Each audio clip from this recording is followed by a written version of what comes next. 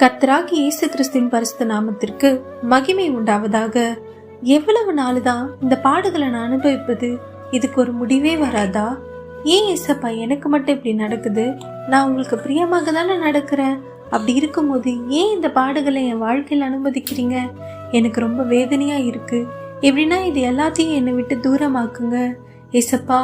என்னால முடியலன்னு கவலையா இருக்கிற உங்களுக்கு தான் இந்த வசனம். 2 தீமோத்தேயு 1:12.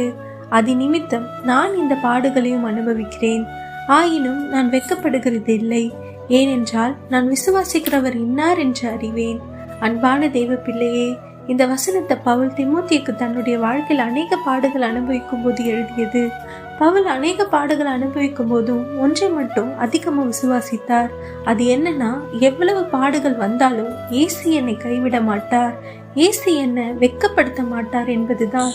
அவருக்கு இருக்கும் பாடுகள் போராட்டங்களை காட்டிலும் இயேசு கிறிஸ்துவின் வல்லமை பெரிது என்று அறிந்திருந்தார்.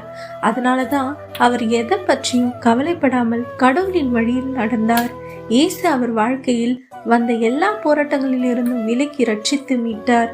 நீங்களும் பவுலை போல ஏசப்பா எல்லாத்தையும் பார்த்து பாருன்னு நம்பிக்கை இருந்தா ஏசப்பா உங்களையும் எல்லா பாடுகளிலிருந்து விலக்கி ரட்சித்து மீட்பார்.